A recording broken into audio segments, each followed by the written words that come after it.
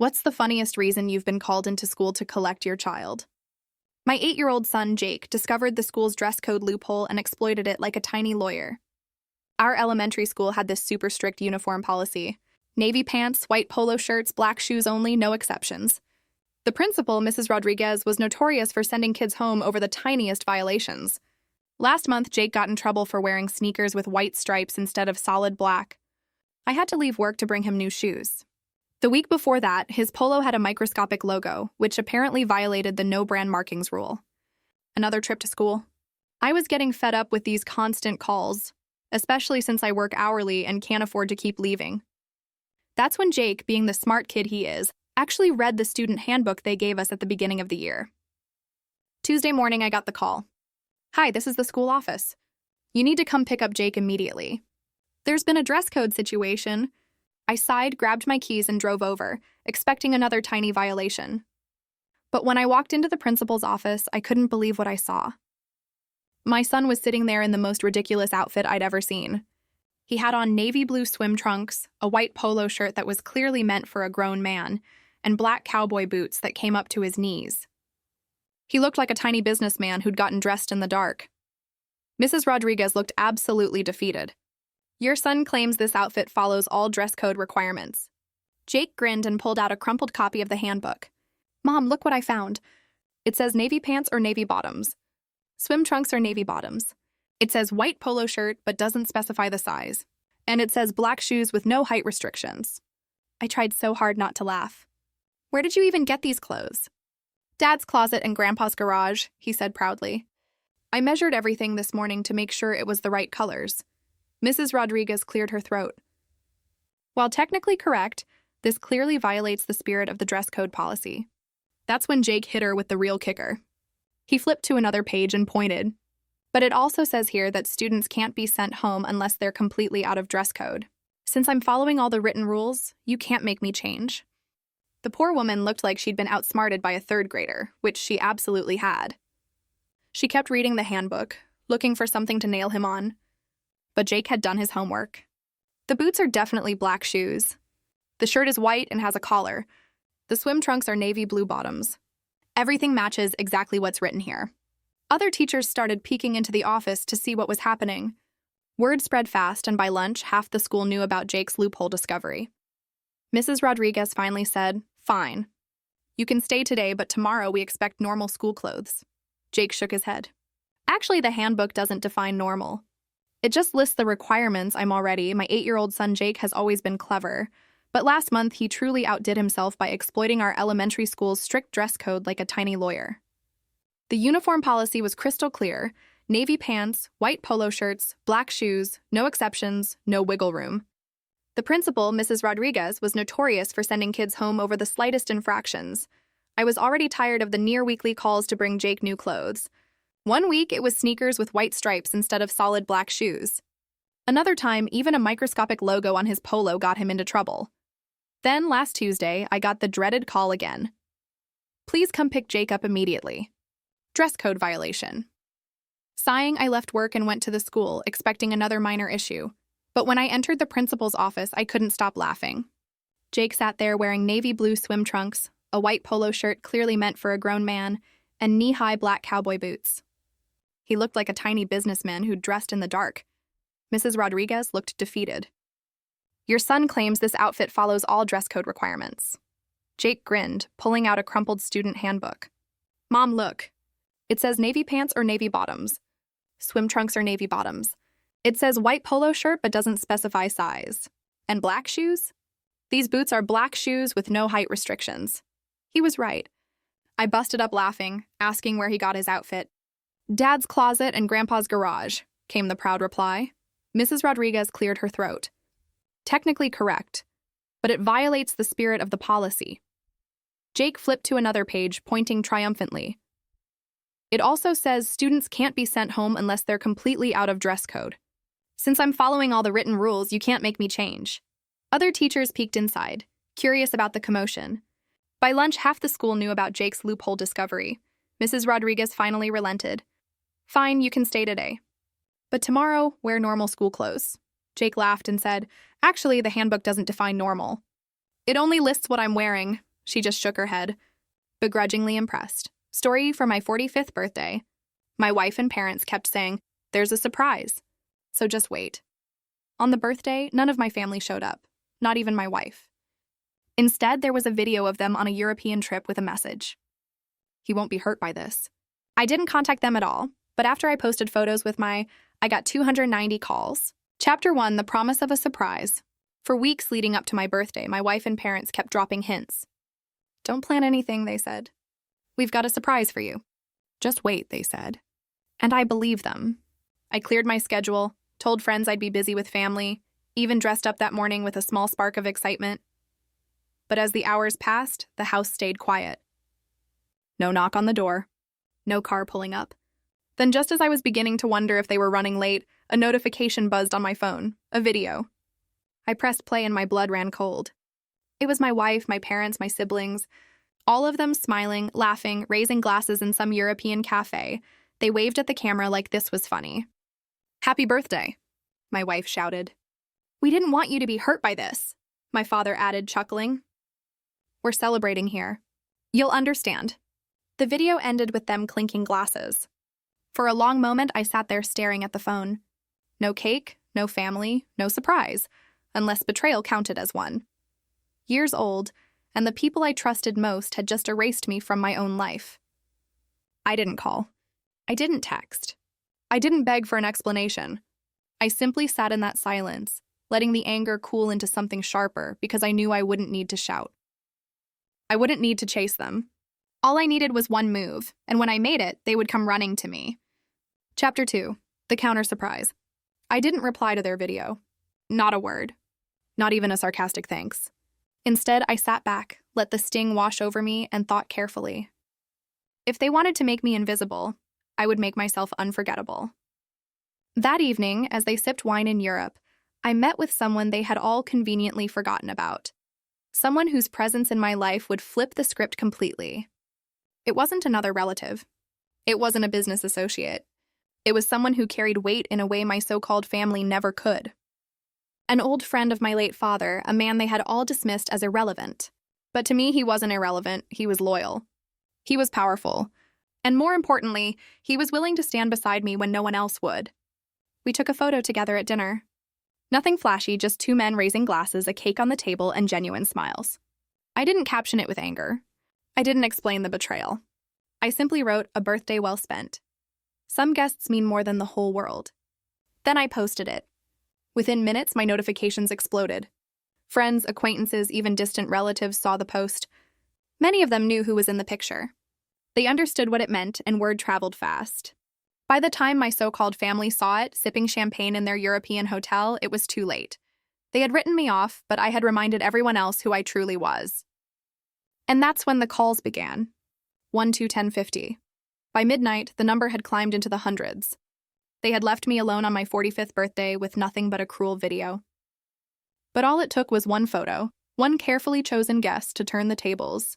And the irony, they were the ones begging now, desperate for me to pick up. Chapter 3, 290 Missed Calls. The night after my post felt surreal. I hadn't thrown a party. I hadn't invited dozens of people, just one carefully chosen guest and a single photo. Yet the effect it had was louder than any celebration my family could have staged. By morning, my phone log was overflowing. 290 calls. Calls from my wife, calls from my parents, calls from relatives who had been laughing with them in Europe only hours earlier. What started as mocking silence from them the day before had now flipped into desperate noise.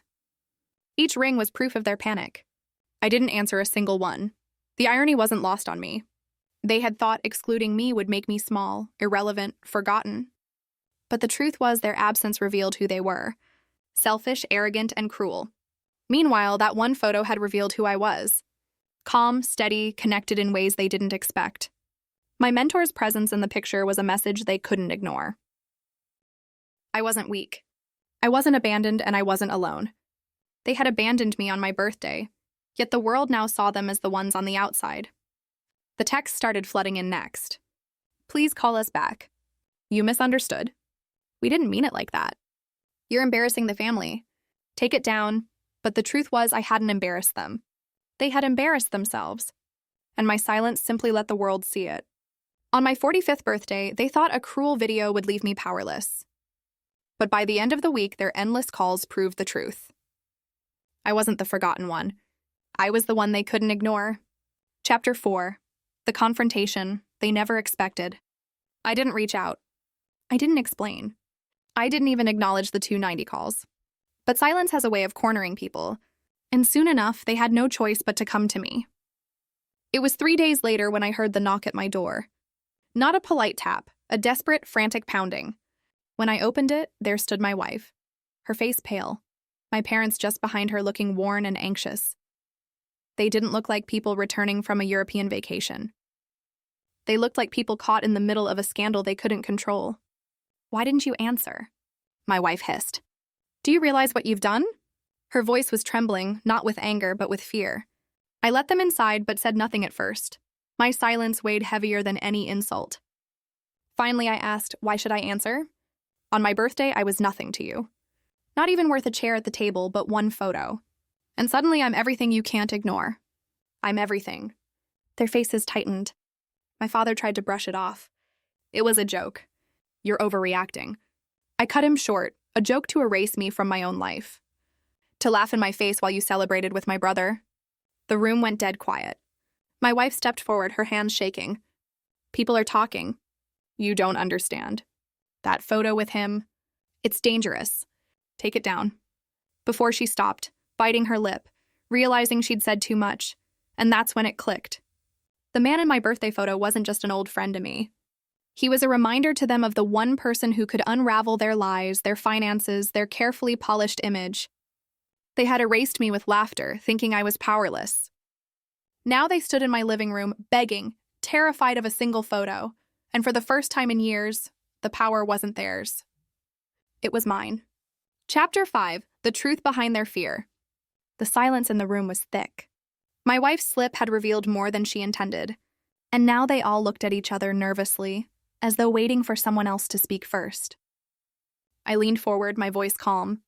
"Why are you so afraid of a photo? He's just a man I had dinner with, right? Or is there something more? Something you've been hiding?" My mother's eyes darted away. My father cleared his throat, and my wife's hands trembled as she crossed her arms tightly. Finally, my father snapped, "You don't know what you're playing with. That man has the power to destroy everything we've built. If people think you're aligned with him, the questions will start. And once they start, everything comes out." Piece by piece, the picture fell into place. My family's wealth wasn't as stable as they portrayed. They'd been propped up by deals, shady ones my brother had orchestrated. The man in my birthday photo wasn't just my father's friend. He was an old investor who knew every corner they had cut, every shortcut they had taken. My wife's European trip with my brother hadn't just been for fun. It had been part of their attempt to secure themselves to him, betting that I was out of the picture for good. And now that single photo threatened to expose the whole rotten structure. My wife reached for my hand, her voice shaky. "Please take it down. We can talk, we can fix this. But don't let him use you to ruin us." I pulled my hand back. "Fix this. On my birthday, you laughed in my face from Europe.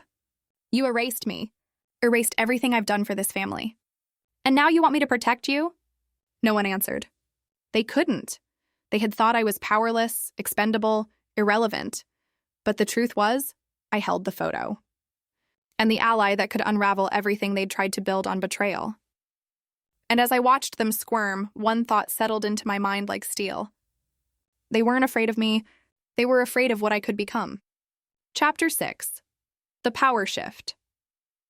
They stood in my living room, their voices cracking, their pride long gone. For years, they had treated me like an outsider, someone they could erase at will. But now the balance had shifted, and they knew it. My father tried to soften his tone. "Listen, you don't understand the bigger picture. That man in your photo, he's dangerous. If people think you're aligned with him, we'll lose everything." I leaned back, letting his words hang. "No," I said evenly. "You'll lose everything. I already lost what mattered when you erased me from my own birthday. I have nothing left to fear." The truth was a blade they couldn't parry. My wife stepped closer, tears welling in her eyes. "I was wrong. Okay, I should have been here. I should have stood by you, but please don't use this against us. Don't destroy your own family." The word family stung. Family didn't leave you with a cruel video while they toasted your 45th birthday in Europe. Family didn't laugh at your absence. I met her eyes coldly. You made your choice and now you'll live with it. For the first time, they weren't the ones dictating terms. They weren't mocking or controlling me, they were begging. My silence had become my weapon. My calm had become their fear. And the beauty of it, I didn't have to lift a finger. The power was already mine. On my birthday, they believed I was irrelevant. But now, standing in my living room, pale and desperate, they finally understood I wasn't the forgotten one. I was the one holding their fate. Chapter 7, The Final Decision. They sat across from me, their voices trembling, their faces pale. My wife tried to hold back tears. My parents looked like shadows of the proud figures who once mocked me. They had come here expecting to bargain, maybe even intimidate. Instead, they had found themselves powerless. I stood slowly, walking toward the window, looking out over the city lights. My silence forced them to shift uncomfortably in their seats. Finally, I turned back. You wanted me gone. You celebrated my absence. You erased me with laughter. And now you're begging for me to save you from the same man you all dismissed. Tell me, why should I? The question landed like a hammer. None of them answered. Because they knew the truth. They had nothing left to offer. I could have destroyed them that night with a word. I could have sent a single message that would unravel every deal, every mask, every illusion they clung to. But I didn't, not yet. Instead, I let them sweat. I let them live with the uncertainty, the fear of not knowing when or how the blow would come. That was more powerful than striking immediately. Leave, I said calmly. When the time comes, you'll know my decision. Until then, don't call me. Don't speak to me. You lost that privilege on my birthday. They left in silence, their footsteps heavy with dread. On my 45th birthday, they believed I was powerless. But as they walked out of my house, heads bowed. They finally understood. I wasn't just holding a photo. I was holding their future.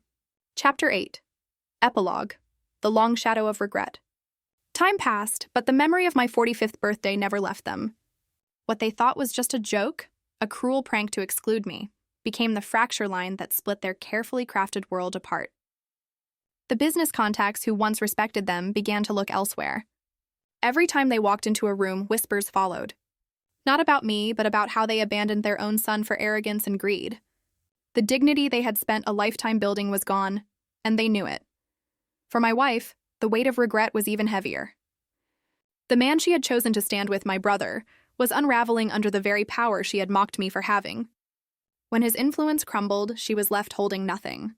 She tried calling again, writing long messages about mistakes and forgiveness, but I never responded because forgiveness can't fix betrayal. Meanwhile, I thrived. The mentor in my photo wasn't just a reminder of loyalty. He became a partner. Together, we rebuilt what my family tried to strip from me. My silence turned into strength. My absence from their celebration became the seed of my own empire. And every year since when my birthday comes, I celebrate not with bitterness but with gratitude because their betrayal revealed who truly stood beside me. They once laughed in Europe saying, "He won't be hurt by this." They were right in a way. I wasn't hurt. I was transformed.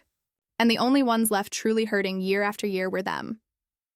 Was this revenge perfectly justified? Tell us what you have think about this story in the comments below. Like the story,